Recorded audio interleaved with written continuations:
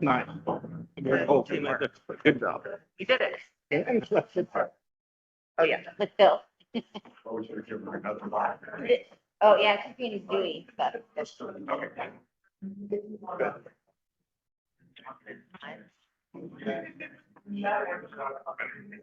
yeah, she missed the whole thing. Yeah, and then BB came. I cannot consider the other one. Yeah, I can only, I don't remember. But Alex is here. Yeah. And then I turn it off. Perfect. All right. And then move it. All right. And if I want to change slides. Okay. Okay. How do I get this to move? No. No. To make sure. But I- So. If we do something, if you Okay. yeah, with the screen, they just have to come over here. Come up here when, or Oh. setting from the. Perfect. That way. Okay. Perfect. And if I need to switch a slideshow. Yeah. Yeah. Yeah. Yeah. Drop it in there. Okay. Perfect. I made it. Okay. Oh, fuck. You're right. It is broken. You're right. It's in. Oh, good. Yeah, I added. I already pulled it up. That's why I'm like.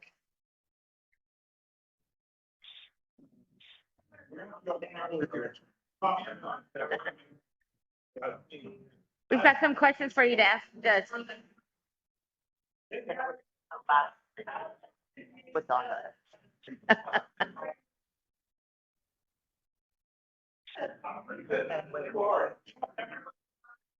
I went there.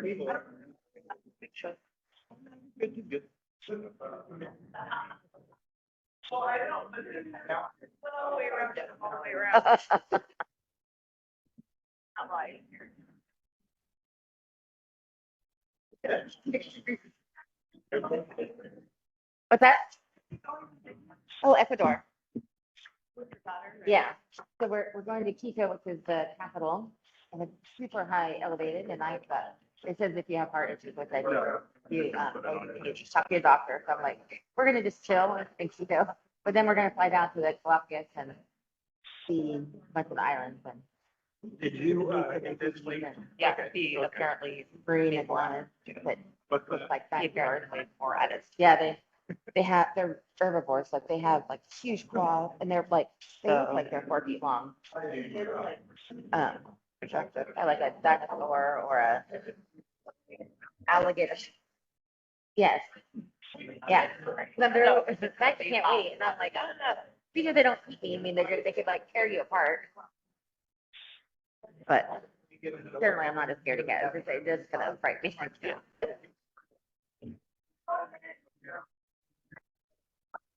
Yeah. So then at the end of November, I was going to Fiji because I found a good deal. Hotel. Yeah. The hotel's playing for our flight. There's like a really good. You want to drag it over. Like under $5 fares available. Yeah. Okay, perfect. Happy to. We're gonna wait 5 or 10 minutes. Here's and then we're only using one mic and we can just pass it, so. Really don't mind. It's right there. Context kind of. Alex, especially like the mic is with Brock. So if you have any, yeah. Okay. Everybody. Yeah, okay. But everybody, they need to hold that relatively close. I thought you were going to. This one? Yeah. But Ron just wants to wait about 5 minutes. It's not worth it. I thought that was, Okay. I thought you wanted to alter from the plan. If you need to find all your people, you should be able to pick it up. No. That's great. Yeah. And those two mics work on the table there? Yeah. They're fine. No, they're fine. Thanks.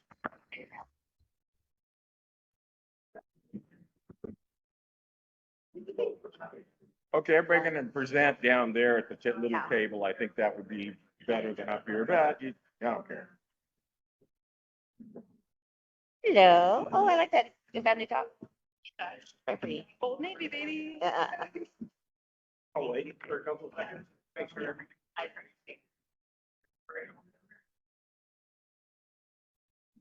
If I, call over to you, you'll tell me running. Thanks. That's your back call. I appreciate it.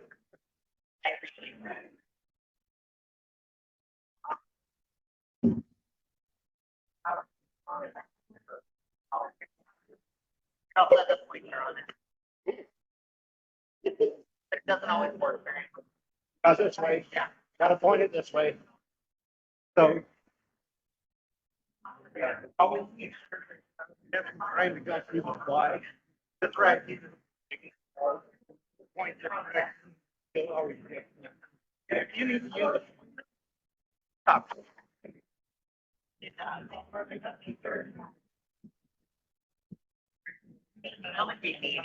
Okay, if you do. This one here is really good. There we go. I think it's not a big fun until it's. Carly. Yeah. Carly with a K. Carly with a K. I know, weird.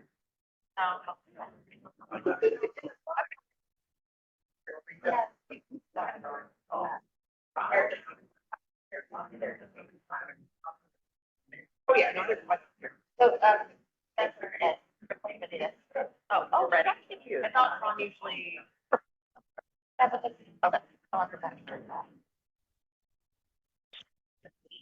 I do have an ink-cut. I do, sorry. Oh, is it? Somebody recognized.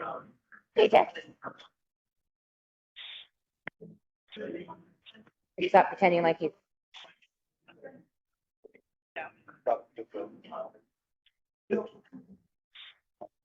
got undercover.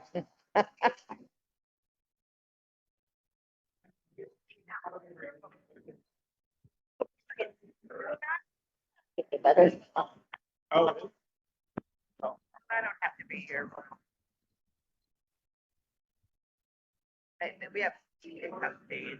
Oh, the Mary took their face. No, and I left my.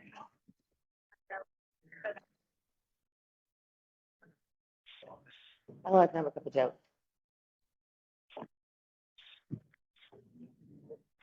Joke usually fall flat.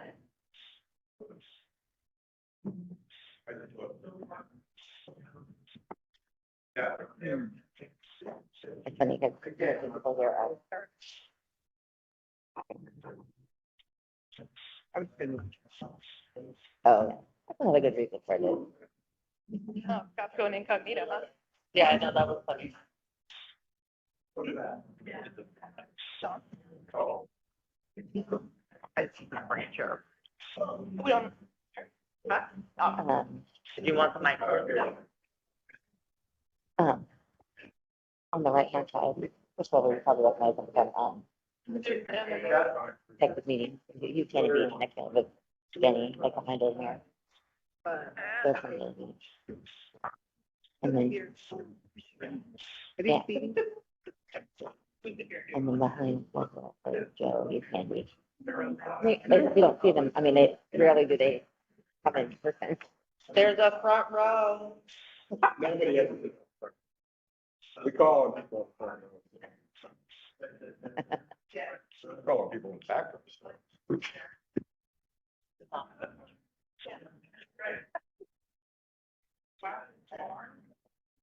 So you got your joke book there? Well, I do have one joke. I have a cop joke. Maybe they were together. Mine all together. Good, glad you did. But it's really dumb. It's, you know why cops like that? Everybody likes that. Yeah, it's like, yeah, it's not what.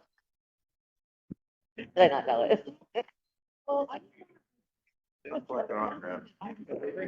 It's just like if you expect some kind of like mean thing, you know, like Good, you got them organized, that's good. the worst part is I didn't even make it up, like I heard it from somewhere.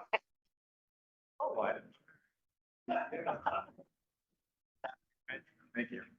Yeah, you're gonna go, oh, did everybody else go over? Yeah, I think everybody's on there, even though they, hey, camp's on there too? Yeah. You can tackle people as they can happen, if you don't want. Oh. All right. you know. Like it.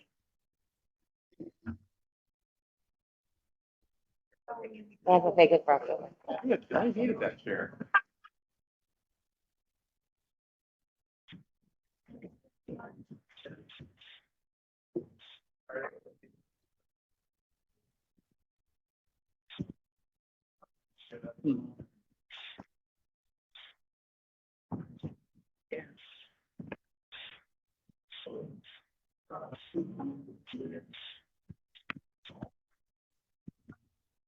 Are we recording now? We are Oh, recording. and I've been just spouting on too. Oh. Okay, that's. Good morning, everybody. I think we're going to get started now and we'll get additional people in here, hopefully. I'm Ron Brown. I'm the district attorney. I've been in this office for almost 20 and a half years and was chief deputy for a long time. I've been attorney for 45 years, hard to believe, prosecutor for 37. We've got quite a bit of experience in our office. Dawn Buzzard, who's right in front of me here, the chief deputy, she has been a prosecutor for about 25 years, Dawn? Yep, at or about. And she's been in this county since 2001 after starting in Union County. Scott McCracken's our next most experienced. He's hiding in the back row there. And he's got a 2006 bar number and joined us at that year, 2007. 6. Okay. All right. He's anybody that doesn't know, he's a Kansas guy. So say whatever you want about Kansas today. Bash him. He really likes it. So anyway, then let's see who else we got here. Marissa Snyder to my right. She has a 2016 bar number. She worked in Lane County for a judge and been here since 2018, as I recall. Changing your story. Okay. All right. All right. And let's see who else we got. Sarah Shepard has Warrenson girl, by the way, has been an attorney since 2012, and she comes to us after serving in 2 other counties, Klamath County and Polk County. And let's see. That leaves Alex Thomas, wherever he is. Has a 2022 bar number, and he was working for a judge in New Jersey, as I recall, when we picked him up. And he's been with us since. Kathleen, she doesn't go by Kathleen, goes by Kat. Bonus has a transplant from Utah, and well, I don't know what else to call you, but.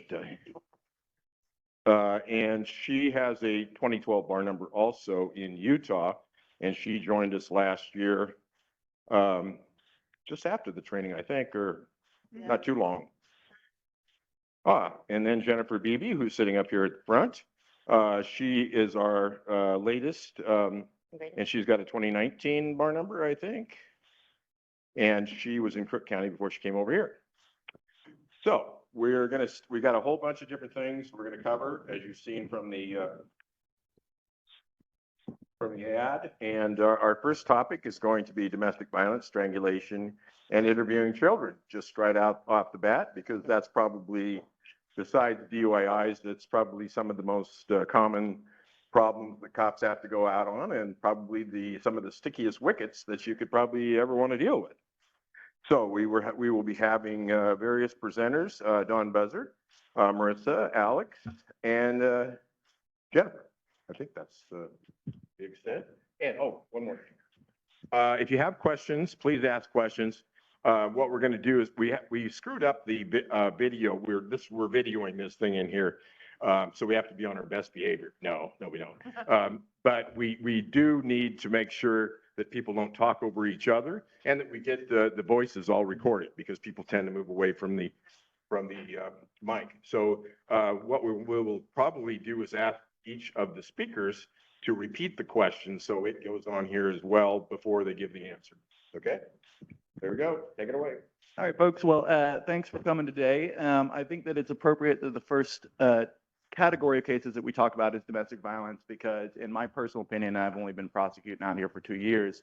I think that domestic violence cases are some of the trickiest cases, certainly the trickiest to take to trial. I've charged an awful lot of domestic violence cases, and I don't know that any of them have actually made it to trial yet. And so we'll talk about some of the issues, why that happens. Obviously, you can see we've got some agenda here. I'm going to start out sort of just talking in general about domestic violence, introducing it. And in particular, I'm going to talk about sort of what you should do if you roll up cold into a domestic violence situation. You might know a little bit from your dispatch, but you roll up, what is the type of information? What is the evidence that we really care about, that we think you guys should be looking out for, and how to get it?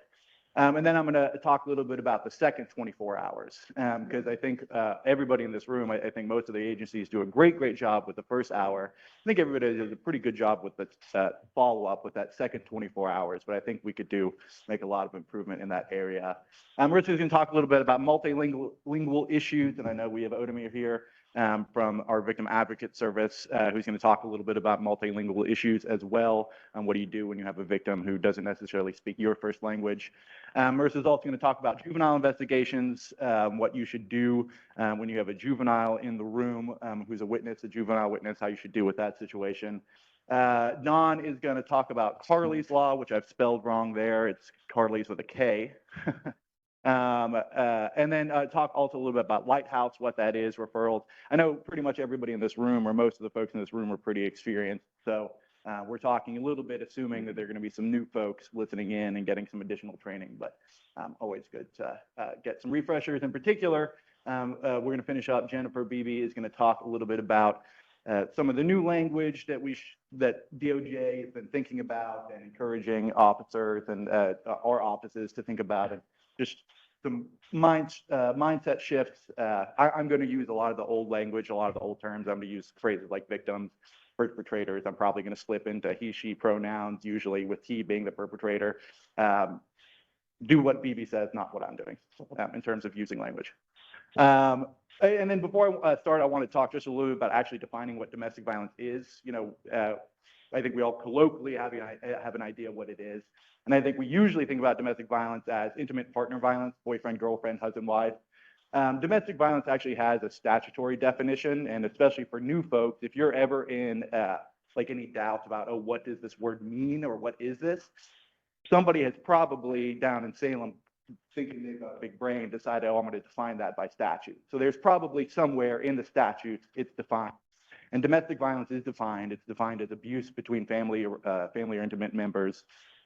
Both of those terms are also defined. So if you're ever in doubt, you can always go in there and look.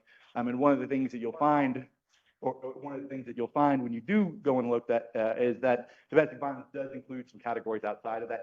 Intimate partner violence, in-laws can constitute domestic violence. So broaden your vision or your understanding of what domestic violence is, because it actually more than what we colloquially think.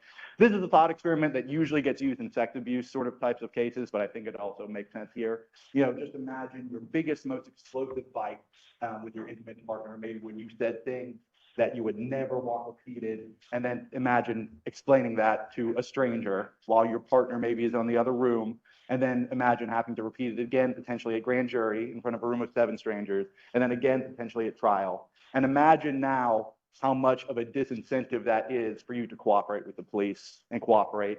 And that's leaving out all of the domestic violence dynamics. So those are some of the big challenges. But these, from our perspective, are the big legal challenges we're up against. Evidentiary rules, hearsay, obviously is going to restrict what comes in. We'll talk a little bit about the hearsay exceptions. There are some really great hearsay exceptions. So you can often get a lot of statements in through hearsay exceptions, but it's one of the reasons why those first 24 hours, that evidence that you all gather is so essential, because the evidence that gets gathered in the first 24 hours is usually the evidence that's going to fall into those hearsay exceptions. And then the big one is that pesky 6th Amendment, the right to confrontation. In most cases, for us to take one of these trials, or to take one of these cases to trial, our victims have to actually put their butts in the seat. That's what that 6th Amendment assures, is that defense has a right to confront somebody who we're presenting evidence from. They have a right to confront their witness. If you have a non-cooperating victim or a victim who right off the bat, maybe because the officer rolled in really keyed up, or maybe they misidentified the victim, or they did something that, foiled that interaction right from the beginning, be thinking about that. Be thinking about building rapport. Be thinking about you want them on your side, because ultimately they are going to have to cooperate. They, to a degree, are more in the driver's seat in these types of cases than in other types of cases. All right, so what we want for you guys when you first roll up is you roll up cold. Maybe you know a little bit, maybe you don't. Statements from the victim, that's obviously the most important. Why? As I mentioned before, under Rule 803, statements of a victim of domestic violence or concerning abuse are hearsay admissible. So get those statements in details, record them, and BB is going to talk about how to do that in a sensitive way, because you're not going to, talk to these domestic violence victims in the same way that you're going to talk to a DUI suspect. Okay, it's going to be completely different language. This is all stuff I'm sure they teach you guys at the police academy, so I'm probably just repeating what you guys already know. But one thing, separate them. I can't tell you how many times I turn on a police cam and the first thing I see is him screaming at her as the police officer, and don't you talk, that type of stuff. Now, that can be potentially evidence of additional crimes, but that's not going to be a circumstance where we're going to get clean statements, where we're going to establish rapport, where the victim's going to feel safe. So if you can, separate those parties as quickly as possible. There, I just included the definition of abuse there so you guys can see it. Domestic violence questionnaire, strangulation questionnaire. We hammer that every single year. We'll keep hammering it. Nikki Riley, who's not here today, I know she's really, really great about using it. I know she's really been training her folks to use it. That's so good because that kind of does the thinking for you guys. We've put all the questions that really need to be asked in there. So rely on those, use those. All of your observations, obviously, I mean, that's kind of straightforward. Photograph everything you say, ask cooperating victims. Oh, this is a good one. For following up, if you have a cooperating victim who has bruise type injuries, ask them to take pictures. Don't just sort of follow up 24 hours later and then try to get a picture. Say, hey, take a picture in 2 hours, and then maybe take another picture in 2 hours, and make sure they timestamp those too, so that we know when they are. But if you have a cooperating victim, ask them to be proactive in the investigation. Say, take a picture every 2 hours. I want to see how this injury progresses. Timestamp hospital referrals. If they do get referred to a hospital, I know that some OSP troopers I know have gone out. Trooper Brantner, I know, went out with a domestic violence victim one time to the hospital, got some really great statements to the hospital. Really good statements to the hospital because it's a safe space. But also get us the names of the doctors, names of medics personnel, particularly ambulance personnel. That's one I think we could all do better on. Because again, those statements made to medical professionals, there's a hearsay exception for that. Statements made for the purpose of diagnosing a medical condition those statements could potentially fall into that. And also think about that. People are usually going to be more honest when they're talking to a doctor or an ambulance person. Those names should be in our report, because I want to be able to call those people as witnesses. Injuries, obviously, like I mentioned, ask them to take pictures as they develop. Ask about if they had any pre-existing injuries, like, hey, did you have surgery on this hand recently? And ask if the defendant had knowledge of that pre-existing injury. Because then, even if, say, it's not necessarily a bruise, if the defendant had knowledge that, hey, she just had surgery on her hand and then goes and steps on that hand, that's really great evidence. That's really, really great evidence. Don't Bronamize. Because this is one where, the victim is going to be female. But in situations where you have a man or a young man in particular, you kind of have to balance it, because I understand that we're trying to build rapport, and one of the ways to do that is to bro up a little bit and be like, hey man, how's it going, all that type of stuff. But don't bronamize the injuries. Don't minimize the injuries. Don't say, yeah, she should push through it. It's, in an attempt to build that rapport, don't minimize them. Top victims are pretty good at that too, as far as minimizing. I'm Yeah. too tough to be injured, so. Yeah, but we get fishermen, young men fishermen will do that. They are as much of a victim as anybody else. And so don't bromonize. Comments about demeanor, people's demeanors, weapons, unlawful use of weapons. Think broadly about what can be a weapon. You'd be amazed what we've charged in our office as being a weapon. Probably not a muffin, but think very broad. And here's the other thing is, if you think that a weapon got used, seize it. Seize it. Don't. Goes for non-DV cases too. Yeah, non-DV cases too. So like, if, maybe the evidence says, a camping chair got thrown and may have hit her. Get that camping chair. Don't wait and then ask us to go back and get it. Just seize it right there on the scene. Be specific in describing the weapons, weight, size, as much specific detail as you can. Obviously take pictures of them, but for in custodies, when we're trying to make these decisions quickly, the more detail about that potential weapon that you can give us, the better. Names and statements, as many as possible, responding medical personnel, neighbors, look for security cameras, ring cameras, you guys all know this, and obviously get statements from the defendant. Follow-ups within the first 24 hours, physically reconnect, like go back to the scene. I know that's not always possible. Forget who did it, but somebody did a really, really nice one in Seaside where the injuries were not that apparent at first, but then they went back the second day. They had their body cam on and let the alleged victim know that their body cam was running. The alleged victim said, I don't want pictures taken, but we still have that body cam. And in that 24 hours, a real shiner had developed. And so if you can go back physically on that second day, not only, and by the way, that case is still active and it's a non-cooperating victim, and that body cam is huge. I mean, there is no case without that body cam. So if you can, that's huge. And also the other thing too, is if you can do it before 24 hours, more statements, those additional statements are admissible. And I just think it shows that victim that you care. That you care enough to follow up within 24 hours. Say, are you safe? Is everything good? I think that's really good. And it gives us more information too, like how much has their story changed in that 24 hours? Are they already recanting? That's all good information for us to know. Medical reports, property damage. Oh yeah, get names for subpoenas. DHS and Lighthouse, we'll talk about that. And then Updated names, current names, don't go by As much whatever. information as you can, including email addresses and Okay. phone numbers. I glazed over that, but I shouldn't because Marilyn is Yeah, going to go no. crazy. That actually is a bigger deal than you would think. New officers that are listening, that's a big deal because, Also older officers. and older officers, because especially within custodies, we have constitutional obligations to let these victims know, like we're bound by the Constitution. And so I can't tell you if we've got like 8 or 9 in custodies with all these victims and we don't have contact information, it's a disaster for the victim advocate. And so when that happens, we're not serving the victims. It's an easy thing to forget when you're in the heat of the moment, but don't forget it. And then injury follow-up. Again, I think it's so important to follow up with and asking about pain. Has more pain developed? I know we had one case, it wasn't mine, but it was a car crash case, big, tough-looking guy. And this wasn't a DV case, but car crash guy, big, tough, good-looking guy, football player. At the time, he said, oh, nothing, it was a nothing. One of our DAs followed up a week or two later. Guy picked up crying. He's saying, listen, I haven't had anybody talk to about this. It was just adrenaline at the scene.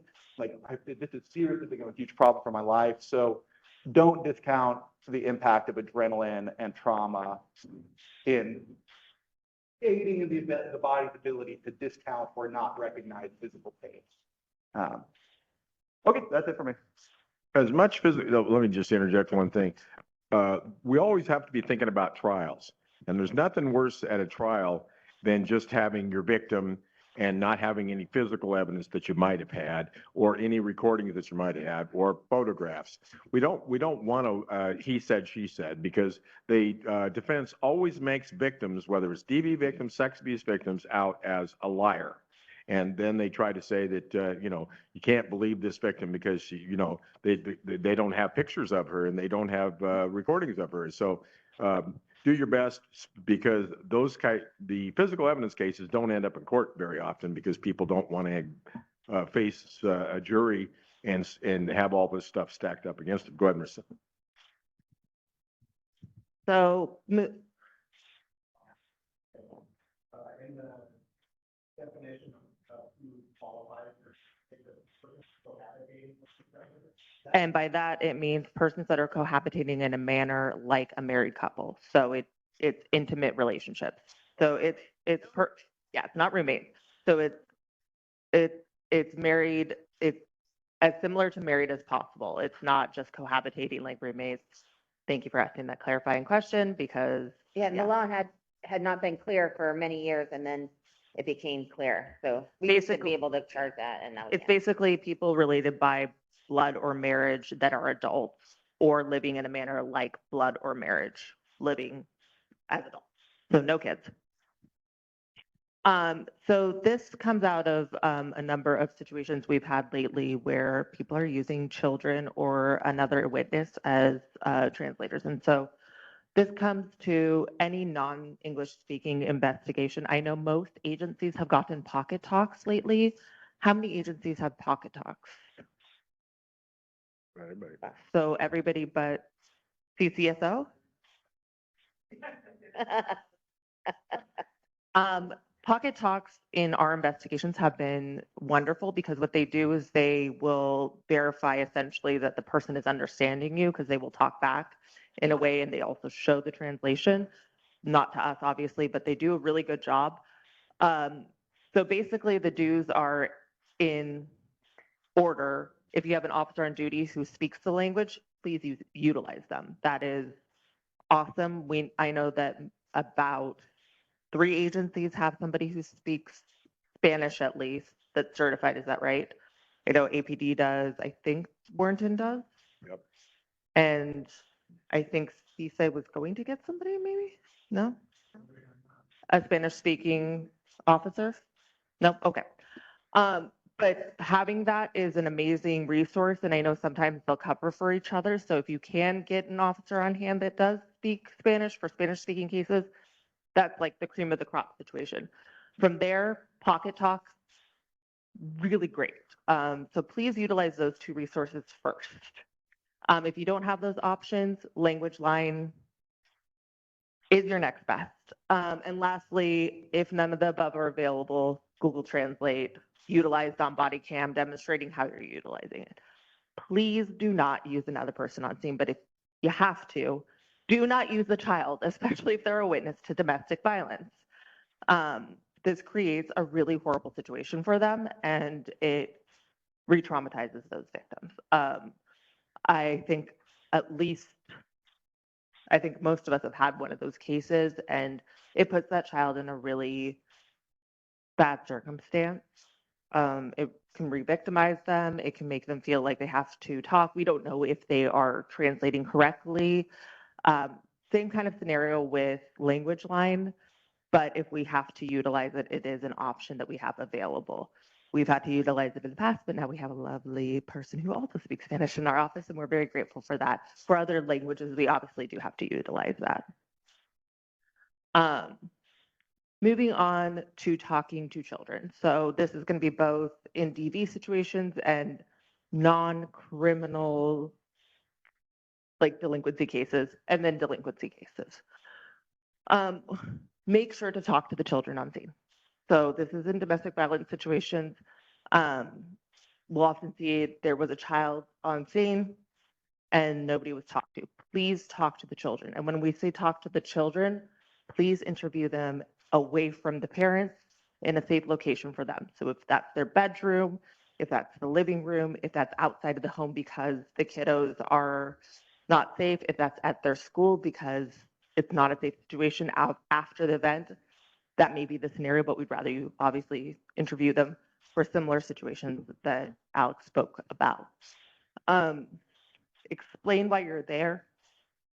Please ask non-leading questions. If you've had the loveliness of having the option, I know Jody has, of going to trainings regarding forensic interviewing, that's great, but if not, just ask non-leading questions. This is because we want to make sure we're getting answers that are not, children are very, yeah, exactly. Kiddos are very open to being led into answers. And so we want to make sure we're getting the best response from them. But this will also lead to some of the stuff that Dawn's going to be talking about the lighthouse, which we'll talk about a little bit more later, which is at the bottom. be alert to how they're reacting to both of the parents and their reactions in general to the other people in the home, whether that be the parent, a step parent, anybody else, and try to see if there's anything else that you should be investigating related to that may need to be referred. I also left this office here, but be aware that you will need to refer it to DHS if there's a child in the home. And make sure you check that box so we're aware that it did in fact get sent, so that we're not doing double work if we feel like we need to send off to DHS because it didn't get checked.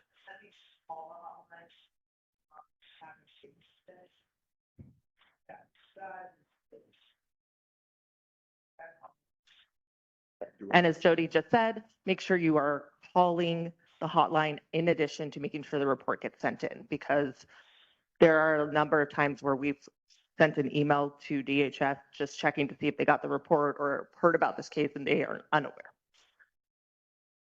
And then if you are the one who made the arrest, this is really important, especially if the kiddo saw the arrest, please talk to them, even if you're not the one interviewing them, and just make sure they're aware that the violence that they observed, it was not their fault, and the person that was arrested did something wrong and they needed help, and that you were making sure they get help.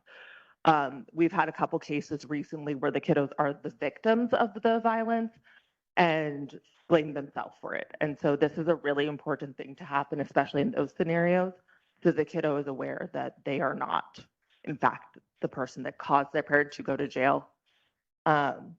And this one is also very important. When you have a baby or a nonverbal child, a lot of the inclination is to be like, well, I can't talk to them, so I don't need to check on them.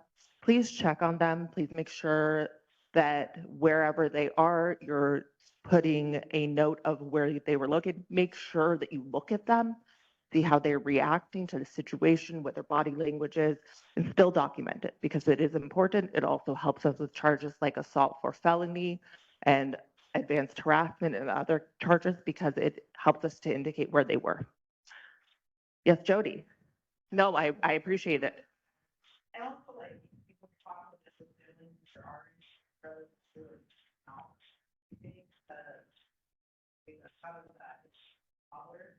How do they then how that was I bring in then over there figure but also that was the point of be shut there like I know that honestly right? It's my habit. I'm aware of. Okay, bye.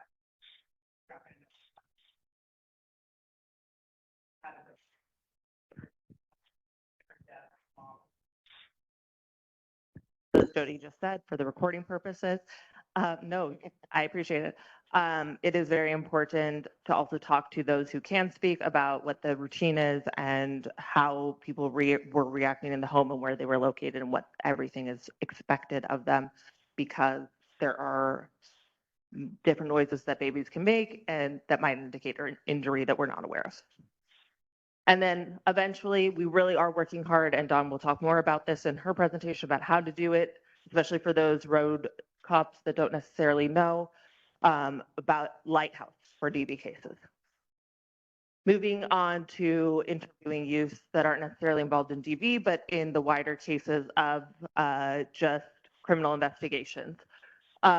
This is a reminder that you can and should interview children in criminal investigations without their parents. You do not need to have their parents present. You do need to Mirandize them if they are, in a custodial situation and they are the suspect, but you don't have to have their parent. Okay, unlike adults, you can't lie to them, which is a. Yeah, that's the only difference, is that you can't lie to them, but otherwise they are treated in every way like adults in this scenario. And you have a right to go to schools to interview children, and you have a right to have no parent or school employee present. And you should utilize that. Not to call the parents either. And not to call the parents either. So we have reminded the schools of this during MDT for the detectives who are present. So know that this is your ability. If you have issues, Ron has talked to them before, and we have had a talk with them. And just a quick reminder that please treat delinquency cases like any other adult case and in the investigations the same way. They are criminal matters. They are criminal cases, and we need to prove them beyond a reasonable doubt, just like any other case, except for MIPs. Obviously, that's still a preponderance of the evidence, but we still need the same amount of proof to prove them. And so just treat them the same way. These are still criminal matters, and we want to be able to prove them beyond a reasonable doubt. So just because it's a delinquency case does not mean that it is less proof or anything like that. It is still a serious matter, and we want to be able to prove those cases as well. And lastly, for me, case updates specifically regarding, these aren't new, but these are cases that we may not have spoken about previously, which are the idea that you might have seen that we're charging strangulation and assault together more often these days, and it's because we're getting better descriptions of what happened around assaults, partially because we're using the strangulation questionnaire. But essentially, we have had State v. Merrill and then clarified through State v. Yurton, which has basically told us that in cases of strangulation, we can, and in our eyes should, charge assault if we can establish that there was impairment of the physical condition, which is what we'll talk about later about physical injury definitions. You'll hear from us much later about that. But and in the Merrill case, there was also puffiness around the neck and redness. In Yurton, the court clarified that if it's just the strangulation, no other description is provided except for the diminishment of breath, then that's not sufficient. So that's why on that strangulation questionnaire, you'll see a lot of like description of what it looked like. We also have that second page that's going to show a person and kind of ask you where the injuries you see are, even a description of them having headache afterwards or even the impairment of them, as long as they can describe how that affected their ability to function, is sufficient under this case law. And so you'll see us charging assault along with strangulation a lot more. We just need you guys to get good descriptions. And so that's why we've been able to charge it a lot more, and we will be charging it a lot more along with strangulation. And they don't merge like, Yeah, like exactly. mending. Because there's an extra element that is different from strangulation, which is that physical injury. And here's the physical injury. The physical injury has changed. The definition has changed very recently. It changed in the 2023 session and went into effect in 2024. So it used to just be impairment of physical condition or substantial pain. Now they have changed it so that for those people that will not give us a number or can't give us a number or can't explain their pain or just won't, this is the new definition. So in a prosecution for an offense that includes as an element causing physical injury to another person, so this goes to some other charges like criminal mistreatment and some other stuff. Evidence of physical injury may include, but is limited to, the testimony of a person alleged to have been injured, so that's the standard. Evidence of physical trauma, and it defines it below, which is fractures, cuts, punctures, bruises, burns, or other observable effects. I recently had recently-ish had a case outside of Mothers in Gerhardt where a person was observed to be hitting a woman hard in the parking lot. And when that woman was contacted, she had an observable like bruising and petechia in her eye. She said, no, it's just my contact. But would not describe her level of pain, wouldn't anything. But based on this particular section, because it's evidence of a physical trauma, we had witnesses that had observed the punching, I could prove physical pain or physical injury. And so this section is a really wonderful addition to our statute. There's also testimony from witnesses indicating the person alleged to have been injured, experienced substantial pain or physical impairment of condition, or expert testimony addressing the effect of the type of and the amount of force used by defendants. So this is a really wonderful, this is why we need those like evidentiary additional things to describe how somebody might have ended up with these injuries or experts that can testify about that. So this is a really wonderful addition that we have. Yes. Oh, yeah. So we want the standard. If we can get the standard, that's going to be wonderful because we don't know what case law is going to bring. But this does open us up to more if you can get those surrounding facts. If you have somebody who's not a meaningful victim that wants to participate, like a DV victim, this is going to open up some doors for us. Or who is nonverbal if they're. Yeah, or who's nonverbal, yeah, for autistic children, so So when this was originally proposed, it included just people who were unable to provide. Now it's just for anybody, which I think is really wonderful because I think they realize DV victims are going to be some of the people will utilize this for. But yeah, you still want to try to get a pain scale. This is just also going to be really helpful for those cases where we can't. And it's an example of, usually we say, bad cases make bad case law, but there was a case down in Tillamook where a toddler had a really bruised bottom and the Court of Appeals said, but the officer said, they were playing, they were happy because the toddler, they were able to sit, and the Court of Appeals said that's not an injury because the kid seemed fine, even though it's kind of hard to get a bruise on your bottom anyway. And anyway, so I think this is the result of a horrible decision. It ended up having better case law or better laws in the future. So that was crazy to me. There was also another woman had her hair pulled out, and I said that wasn't, because she wouldn't say it hurt, but of course it hurts if you have your chunk of hair pulled out. Okay. Hey, Carly's law. So this has been around for about what's that? Oh, I feel like I'm loud anyway, but for about 15 years. So most of you have heard of it. It was a case that involved a girl that had lots of contact with police and DHS, and and then ended up dying because every time the police went out, the people weren't talking to each other, and they were always making these excuses.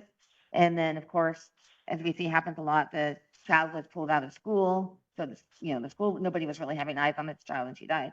And so I just thought I'd put just some quick cases that I can think of. One was a little boy named Colton, and I don't think his dad was in Seaside. For some reason, I think he was in Astoria. The story we got was that like he had fallen off a bed and maybe he had hit like a toy on his back. And so it doesn't really make a lot of sense. I mean, what? But and there was some mix up and I don't like DHS didn't forward things or whatever, but somebody did talk to the dad in Seaside and said, you need to take that child to the doctor. And the dad said yes, and he didn't. And then later on, that child ends up being murdered by mom's boyfriend in Portland. And there were, obviously lots of lawsuits were talked about, but really it's, if we had, and we did take pictures, so it wasn't like, we didn't follow through, but it's just a good example of the more we can make sure things get to a doctor. And in Carly's law, you have to have a DMP who I think is still Dr. Little and Dr. Nairn. Dr. Nairn, okay. Dr. Little used to be the one, and Little retired. so real quick, the other kid, so Hayden is, many of you know, was a boy that was tortured in Seaside, and he ended up with a swollen jaw, and he also was one where mom pulled him out of school. And so if we had any adult, any teacher had seen that swollen jaw, this would have been a great case for Carly's law, and maybe the police could have gotten involved earlier. But of course, the parents pulled him out of kindergarten. One other real quick case that just drove me nuts was it was a Warrington case, and this 3-week-old baby had he had an injury to his ear, and like the head of his penis was like super purple. It was weird, obviously like damaged. And the ER doc, so I think it was Lenny was the investigating officer. It was obvious to him it was child abuse because 3-week-olds don't, get injury in different parts of the body. It was obvious to me. It was obvious to DHS. Like everybody, yeah, this is child abuse. Let's figure out who did this. But the doctor, who I don't know if he's still there, but at the ER and CMH, he said, no, can't say for sure it was physical abuse because what can happen sometimes is, I'm not kidding, he said sometimes long hair can get wrapped around the penis and cause that to cause bruising at the tip. I mean, I don't know if it ever happened to any of you, but I've never heard of that before. And so we were able to prosecute and everything, but it was crazy to me that that we're not all on the same page with regard to child abuse. And I think it's a difficult, really difficult area because parents are going to lie and you can't, many people, well, now starting to have cameras in their houses, but generally if they did something wrong, they're not going to tell you that they did. So that Carly's Law is still really important. And I find that we're not always following through. And a lot of that is on our office because we have to make sure at MDT that we're talking about these Carly Law cases. And like months will go by. Anyway, I think we're back on track now. I just wanted to remind everybody. So it's a suspicious physical injury. And so it doesn't have, I mean, I'll always err on the side of caution. To me, it's a lot like reporting when we tell mandatory reporters to report. If it doesn't really jive, or maybe it could be what the parent said, but just, something kind of feels funny about it, just, take that picture right away and send it off to Dr. Nair. And one of the things that came up is if that even counts if the parent said, yeah, I was spanking him and I just got out of hand and, I really shouldn't have caused that injury. So even though it is physical abuse, you still have to document it just because, so that seemed obvious, but it wasn't happening. Okay, so that's Carly's Law, and we're kind of running a little behind, so, Been a little late. yeah, that's true. But, Oh, wrong way. that- Sorry. Don't touch it. So, yeah, there we go. Okay. Oh yeah, so these are, this is also statutory, that's the list of all kinds of things that you should be looking out for. So some of them are, any kind of head injury, a lot of scalding injuries, and frankly, my child's grown now, but if my daughter had an injury and somebody reported it, I would so much rather have that be looked into than someone saying, oh, we don't want to upset that parent, or I don't really know if it's really there. I think all good parents want people to be looking out for injuries to their child. Okay, next one. It might just be the lighthouse next. Okay, so real quick, I know at least half the people here have probably sent people and went to the lighthouse, but we really, we've talked to the lighthouse. They're willing to have, to interview children who witnessed domestic violence in the home. Years ago, I know Marilyn was there, we saw a presentation by Lane County where they were getting kids in the very next day to their CARES type program. And before there was the chance for pressure to really be put on the child to stop saying what happened. So,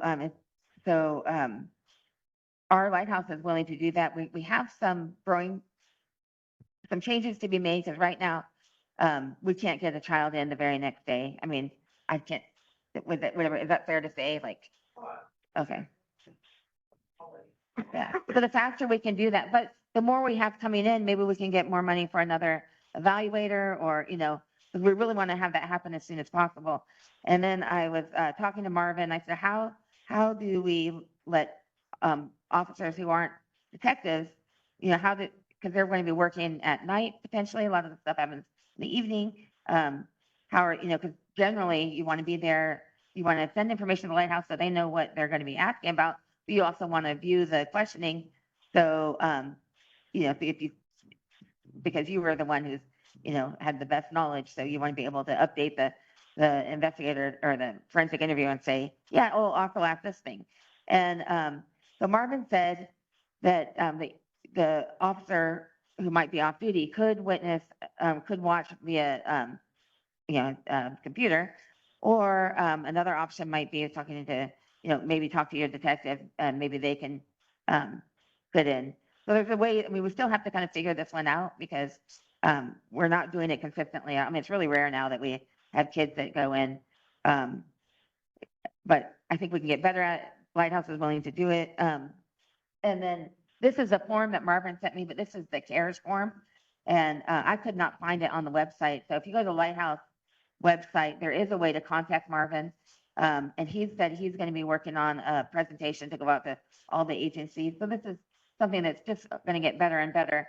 The one big thing he said is, please let everyone know, don't have the parent contact the Lighthouse, because that, I mean, they might do it anyway because sometimes parents are proactive that way, but really it should be up to the officer or DHS to set this up, and then they reach out to the parents.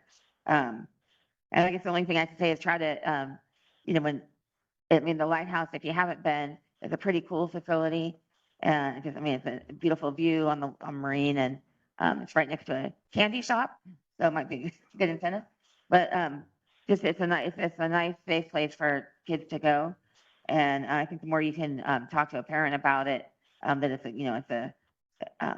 it's not a scary thing, then hopefully we'll get parents willing to bring their kids. I think that's good.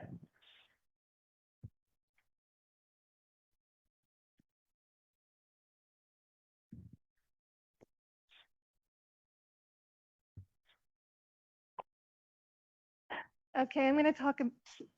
The working. There we go. I'm going to talk about victims. Who actually wants to be a victim? I think I can safely say that probably nobody. So please don't ask people if they want to be a victim and then make that determine whether or not you're going to make an arrest or send in a report. And why not? Maybe they don't view themselves as victims. And that's across the board, not just with DV. I know a lot of people call when they're a named victim in like a DUI case. They call and say, I'm not a victim, nothing happened to me. Because they don't maybe understand what that means to be a victim. Maybe they don't want the abuser to get into trouble. Or maybe they're afraid of something, retaliation, or living without that person. Maybe there's barriers to leaving.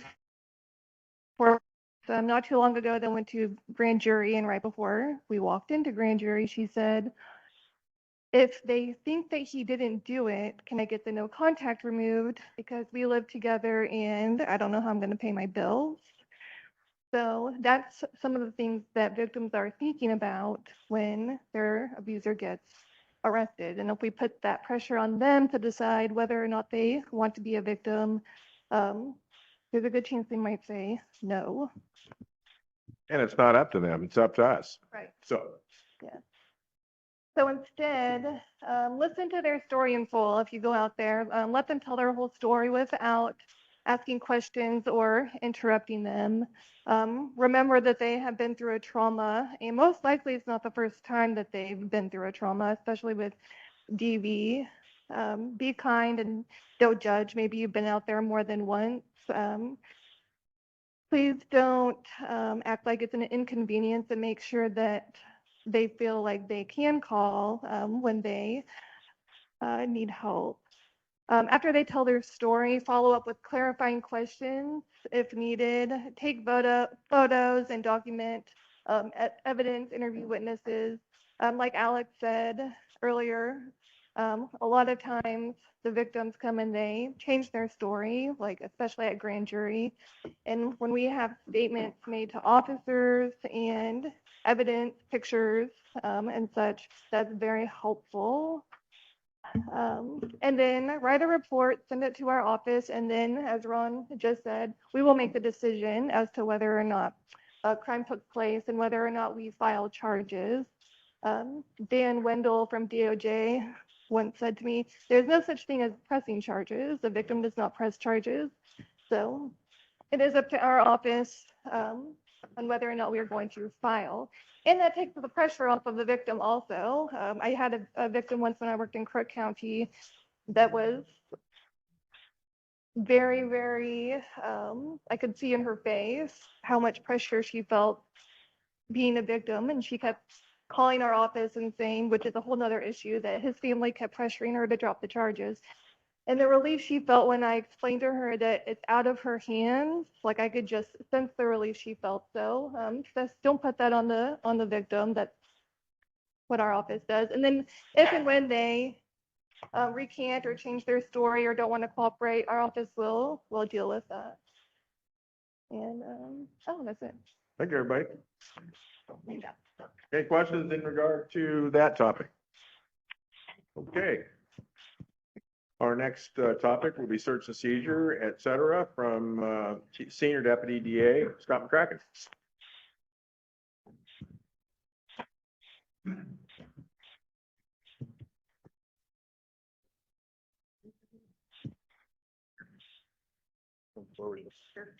Yep.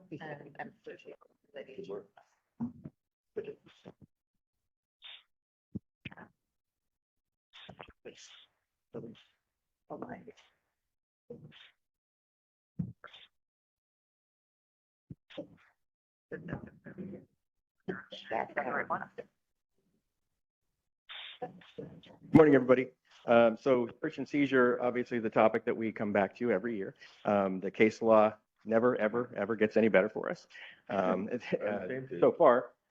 And so one of the things that we've talked about repeatedly is the inconvenience some feel about getting a warrant, but that a warrant is always going to be the best course of action. I mean, it takes a while.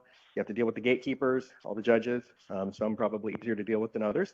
And That's an understatement. so, but at the end of the day, if we have that in hand, we are so much better off every single time. So anytime you can get a warrant, anytime you have the time to get a warrant, please go ahead and try to do it. There are obviously ways around the warrant requirement, but they're all exceptions, and we have to justify anytime we don't have a warrant in place on a search and seizure. So it always makes sense to try to do it. So we'll just talk about a few of the cases over the last couple of years. Some of them we talked about last year, but there are some developments in some of them. McCarthy is the big one. I think probably by now everybody is familiar with and comfortable with the McCarthy warrant process. Except for one Essentially- person. What's that? Except for one person? Who's the person? It was a joke. Okay. All right. So essentially, if you want to seize a vehicle that you believe has a connection to a crime, this is the way to do it. Do the seizure warrant first, and then you have time to write the warrant to search the vehicle. If you believe if you believe a crime has been committed involving the vehicle, or in some cases the electronic device, which is a little bit further in, write the warrant for the seizure, because you can't just take it under exigent circumstances anymore. With very, very, very limited exceptions, we'd have to go all way out of our way to demonstrate that the exigent circumstances were justified, and we're almost never going to be able to do that, even though it's a big county. If you're way out, in the middle of nowhere, you can still use the phone. You can still get an electronic warrant. So while it's not always perfect, and it can be a hassle, that's the way to do it. In this case, obviously, the defendant was stopped. He was arrested and his truck was searched. There was no attempt to obtain the search warrant, even though he was separated from the vehicle. They were right by the courthouse, which I don't think helped the case at all. And the officers basically said they weren't. I think in this case they said they weren't great at getting electronic search warrants, which didn't help either. But again, we have to show an actual exigency in every case or obtain a search warrant. So the automobile exception, which was around for, I think since '86 in Oregon, is gone almost completely. There will be, I'm sure there's a case that's going to come up at some point where there was no way to get a warrant, but let's try not to have that. Let's try not to get there with that. Let's always try to get that. They did say that the trial judge the trial judge didn't like the excuse that they didn't really have a process in place for the electronic warrants, and the appeals didn't like it either. So yeah, a lot of the McCarthy issues had to do with the technological advances since the 80s. I mean, we have all kinds of ways to do things. We have GPS, we have satellites, we have cell phones, we have Wi-Fi everywhere. So this was coming. We always knew it was coming. It didn't feel like it would actually ever arrive. It did a few years ago, and this is where we are now. So anticipatory search warrants are also not allowed, and they established that last year. You can't say there's a condition precedent, essentially. Like, you can't say, once this thing happens, then we will be able to find evidence of the crime where it will be. It has to be that you're going to be able to find evidence of the crime now. It has to be there now. So in this case, with a drug house investigation, there was a condition that the CI would complete a controlled buy while the officers watched, which they did, and it happened. And they executed the warrant. Then it was charged. and convicted. But the Court of Appeals said the wording does not authorize a warrant application that tends to show that objects of the search will be in the place searched. They have to be there when you get the warrant. So that's, it seems like we used to do a few more of these in this county back when we had a task force, or this type of warrant. Not exactly this fact pattern, but you just have to know that it can't be, something has to happen before the crime will be completed and you'll be able to find the things there. It has to be, everything is there now when you apply for the warrant. So this one's a little bit different, which this is kind of not really a way around it, but in this case, the CRI did 2 controlled buys. The police already had a search warrant to search the defendant. They could already arrest the defendant at that point, and they had 10 days to execute it. However, they did wait 6 days to execute it for the next buy that they already had set up, which the court said that's not an anticipatory search warrant because the search warrant was already good. They already felt like they'd be able to find the contraband, and they ended up with 44 grams of heroin. So the argument was that's an anticipatory search warrant too, but the court said no, there was already enough evidence and it wasn't stale at that point. It was within the length of time that the search warrant was allowed to be executed. So really? Is it Bob, one of the Simonsons? They, Yeah. got me agreeing to, Yeah. Yeah, so this is a little bit of a wrinkly one, you know, or it's a little squishy. So don't set out to do this, but sometimes it can be justified. So Toure was one that came out last year. Essentially, the trafficking victim. She indicated that she'd had to have sex with the defendant and another prostitute. That she used her own personal cell phone to conduct business. That she gave indications of some of the locations that these assignations took place. There were warrants for various cell phones belonging to the defendant, but it was for ride sharing, taxi cab companies, prostitution related crimes, communications between the parties. It was just determined to be way too overbroad. You're going to want to continue to try to laser focus your warrants for exactly what you're looking for, knowing it will be there, hoping it will be there in some cases, but believing it will be there certainly. So those were all found to be overbroad, all of those terms in the search warrant. There were several others that were not found to be overbroad. They did satisfy the particularity requirements, but this is the latest issue that's sort of wending its way through the Court of Appeals. They're no longer going to just excise the bad information and see what's left in the warrant. They have a new analysis that's way overly complicated, but essentially it involves trying to figure out what the officers would have done in their investigation if they hadn't used the bad information that was in the warrant. Not just take it out and see if it's all good still, if it still works. Try to determine exactly how the investigation would have progressed and what officers would have taken the investigation without the information that they find to be illegal, which I'm not sure how to even wrap my head around that concept at this point. But there was a lot of talk about it at the summer conference this year, and we'll just see how it ends up. I mean, because we're just not quite sure yet. Okay, in Vesa, another particularity requirement case. The defendant kidnapped and robbed his ex-girlfriend. When she got away, she said he was texting someone at the time, so they got a search warrant for his phone, because the phone that he was using during the course of the crime. And of course, when they searched the phone, they found explicit videos of a 16-year-old girl. So they got a second search warrant based on what they had found from the initial search warrant to deal with the child sex abuse material. He was charged with using a child and encouraging.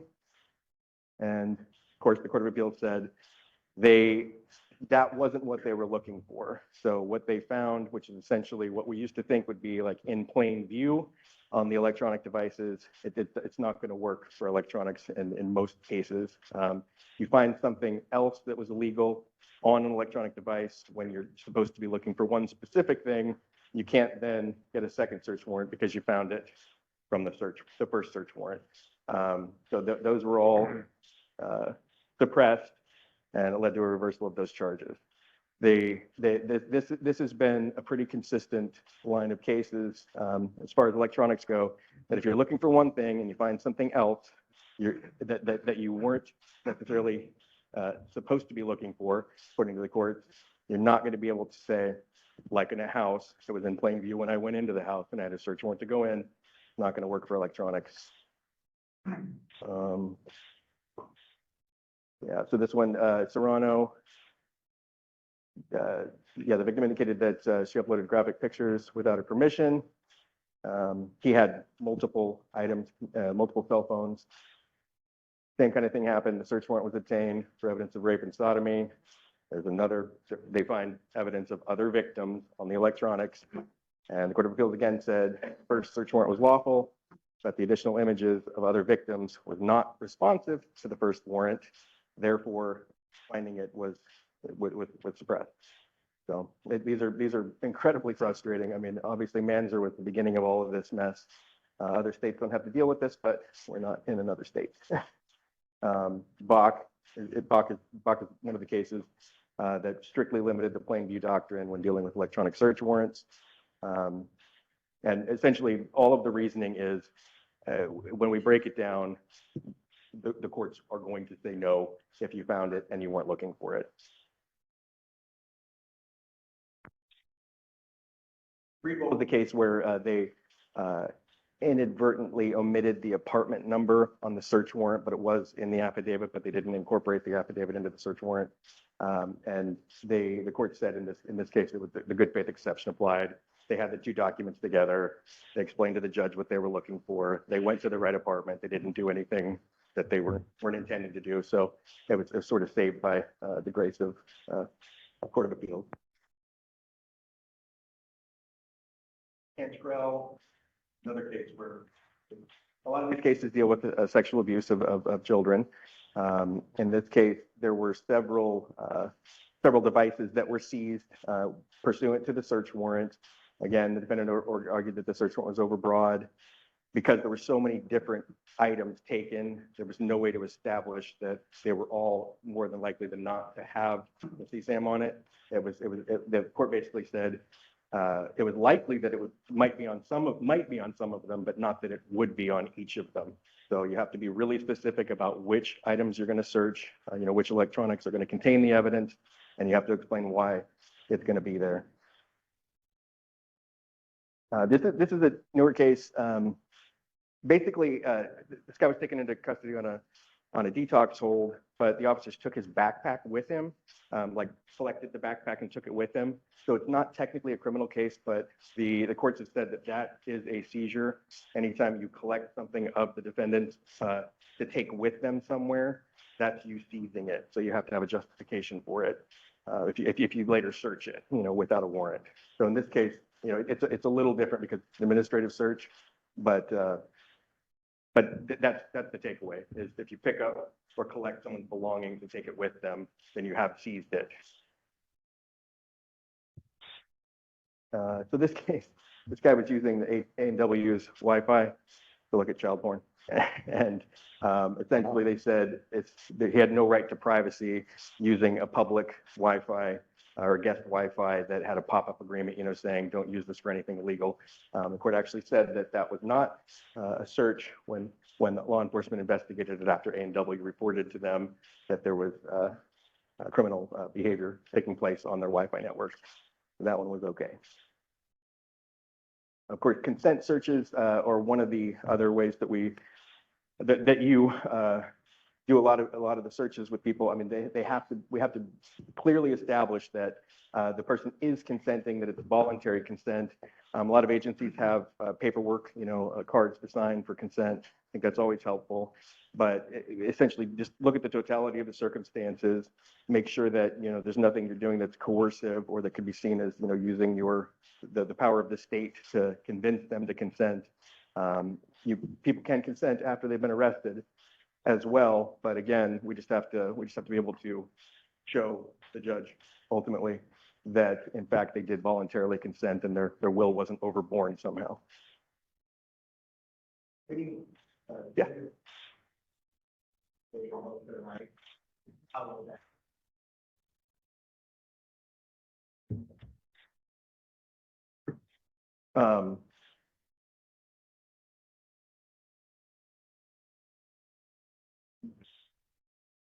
I don't remember which case that would be, so I'll look, I'll take a look for you. Well, I mean, I guess you could, well, I mean, you can, as long as it's not an interrogation, you could still ask them if they wanted to consent, because it wouldn't be, you're not asking them something that would incriminate them as far as their statement. I think is the way it works. State versus Hall, there was a case where it was shoplift, it became a robbery because a gun was displayed. The detective had probable cause to arrest and seize the item, grabs the defendant, goes up to his apartment. The roommate comes to the door and she says, I can go grab what you're looking for. And the officer actually says, no, please don't do that. I'm going to go get a warrant. And she does it anyway, and brings him the items. So court said, the person did not become a state actor because the officer did not try to get the person to do it. She did it on her own accord, which has come up a few times with different cases that someone, is encouraged to go collect something. When you do that, whenever you ask somebody to go grab something, or if they found something, if they just bring it to you, then you're okay. If they seize it themselves and deliver it to you as law enforcement, that's not an issue. But if they say, I found this thing, and you say, well, okay, go collect it for me and bring it to me, then we've got problems.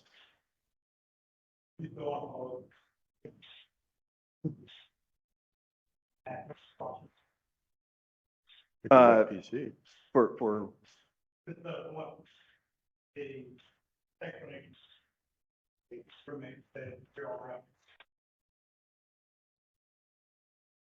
I don't think that'd be required. I don't think it would hurt necessarily, but I mean, once you've got it, I mean, if that's the way it was delivered to you, I'm not sure that would be required. You'd probably have to have some reason to believe there's more guns on the premises too, somehow. Anyway. Yeah, but for what you collected, I don't think it'd be required. I mean, there's a pending case, but it had to do with a middle school age kid finding CSAM on his dad's phone. He brought it to his mom. She then took recordings with her phone of what she found, and then brought it to the police. So, I mean, there's no issue with that one, and the warrant was written for his actual phone. How about for you're now paying firearms?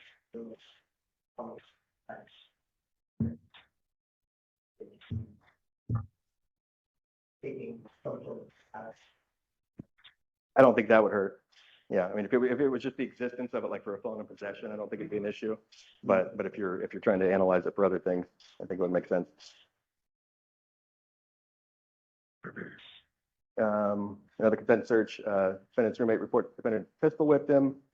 They asked if they could come in and check for weapons in the apartment, but then, and he consented to, yes, a check for weapons is fine, but then they took it pretty far. They went into another room, through a couple of doors, into a closet, used some keys to get into things, and the court said that's too far. A check for firearms wouldn't encompass all of the search that occurred. So in a case like this, as you keep going, you want to say, is it okay if I go into the bedroom? Is it okay if I go into the closet? Is it okay if we look in the safe? Just establish that everything is consensual, each part of the search.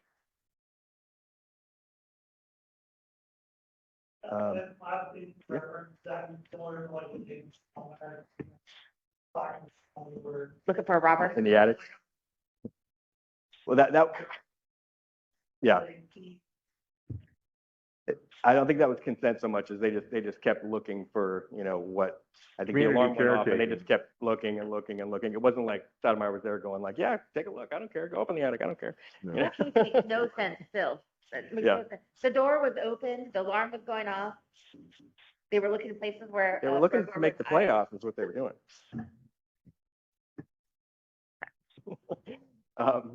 And so in this case, another case of encouraging, there was I think he pled guilty in this one, but filed a motion to have one computer returned. The court said, no, you can't have the computer back.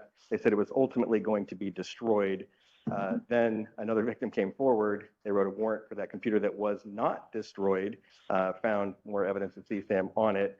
And he basically said it's not fair. They said it was going to be destroyed. So I didn't consent to that search, and the court said that's too bad.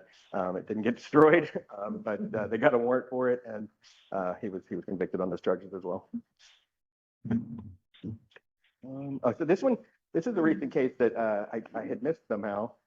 Basically, this person was on probation for encouraging. Officers went over because they had information that he'd been using a Kindle Fire to access the internet. He had probation condition of he had to allow searches, had consent to searches. He wouldn't consent to a search. He did invoke, so he was placed under arrest for a violation of his probation. While in front of his mom, because he was living in his mom's house, they started talking about how they were going to get a search warrant, and I guess it went on for some period of time. But then he broke down and said, "Okay, no, please don't get a search warrant on my mom's house. I'll go get the Kindle. I'll give it to you," which he did. And the court found that that was interrogation. The statements to the mother about getting a warrant in front of him led to an incriminatory response for him going to collect the Kindle and handing it over. So that's when I haven't seen anything quite like that before, but there we are. In Thompson, the victim shot the defendant in the course of a robbery, so the defendant went to the hospital to get treatment. The officers investigating the robbery seized the cell phone on suspicion of ID theft. This is the one where they took the phone, they held it 5 days without getting a search warrant. He was interviewed, made incriminating statements. This one was upheld based on its specific facts, but the court was very clear that if you're going to seize the cell phone and write a warrant, you got to do it. You can't just like sit on it, just like some of the part with far.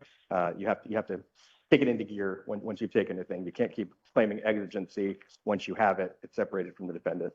I think this was like, the detective was off shift for a couple of days. One of those situations would come up a lot, but they said that's not a good enough excuse, although it was upheld anyway. This recent case, McIntyre, was a crash with 2 people were killed. There was a hospital draw being taken at the same time as the exigent blood draw by the same phlebotomist, because the deputy requested it. The defendant argued there was no exigency because the medical draw was also being taken at the same time. This is one of the cases, a good example of making a good record by the state. They upheld the exigency because obviously there's the dissipation of alcohol from the body. And then they made a good record on why the hospital draw didn't dissipate the exigency because of all the ways that a medical blood draw is different from an exigent blood draw for law enforcement purposes, the different collection methods, that sort of thing, and the chain of custody. So this is really a case of just making a really good record by the officer and having it be upheld. Of course, stops are a big issue still, but you kind of know a stop. You can kind of tell when someone has been stopped by looking at it. Any show of force, turn on your overhead lights, block somebody in, holding onto their ID, doing a warrant check, telling them they're being investigated for a crime. Anytime you order them to do something, that's when the stop begins. And this came up recently in one of Ron's more recent newsletters that drug investigations are going to be coming up again since the laws have changed once again. So reasonable suspicion to stop and question, you have to have, hold a belief it is reasonable under the totality of the circumstances that a crime has been committed or is about to be committed. And then, so just a little more on consent searches, just make sure that you document everything, make sure that it's on video, make sure that, again, a consent card has always been invaluable to have as a piece of evidence with the person's signature on it or initials on it, really helpful.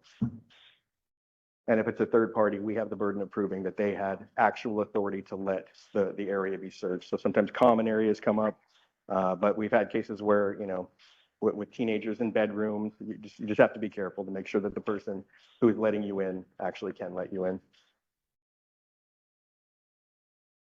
And these are some of the factors that will be considered for a consent search: time of day, whether you pulled, weapons or tasers, sort of thing. Whether if the arrest was used as leverage, obviously that's been an issue over the years where someone's told, if you just give me the drugs, you won't go to jail tonight. Different situations like that. And then exigent circumstances is an exception, but again, it's not going to work like it used to. Once you've gotten a hold of it, even if you think you had to grab it because of the circumstances, then get a warrant to seize it and to search it again. So this is again another recent case. A defendant was arrested for heroin. There was a money bag. They arrested him. They knew that he had heroin on him. There was a money bag nearby. They searched that, found evidence of aggravated ID theft, a forged instrument. It was right next to him in the vehicle. So the wingspan search will still work as if you're looking for evidence of the crime that you're arresting for, and the evidence could be found within the wingspan and or within something nearby. So this has always been something that's been used for drug investigations, and it's still acceptable to search for those crimes nearby. And this is another incident to arrest case where there was a buy set up for several pounds of meth. The dealer showed up, was rummaging around in the trunk, but while being observed by officers, of course. He did not complete the deal and left. He was stopped for a traffic violation and arrested for the DCS meth because they had the information from the CI that that's what the setup was. Everything pointed to the fact that the buy was about to happen. And they did search the vehicle, including the trunk, found 5 pounds of meth. The defendant said that was a warrantless search, should be illegal. The court found it was a lawful search incident to arrest. He was arguing, well, I couldn't have gotten into the trunk while I was operating the vehicle. And the response was, well, you did get into the trunk while you were observed by law enforcement, so you did have access to the trunk. So that was upheld as well. And this similarly, DUI investigation, believed it was DUI from alcohol or marijuana. Did search the wingspan area, found cocaine. That was acceptable as well. And in this Keck case, early morning stop. It was a handle of what looked to be a very large knife between the passenger and the driver's seat. Officer reported that he thought it was a dagger. The defendant, so dispatch confirmed the defendant was on probation, wasn't allowed to possess weapons. The defendant denied it. He was taken, detained and placed in custody. He said there's another knife in the car, and then ultimately said there was a firearm on the floorboard. This was upheld I think more so because of officer safety as well as reasonable suspicion. But the officer safety, they go out of their way again to indicate that you can't just say, I took this person out for officer safety.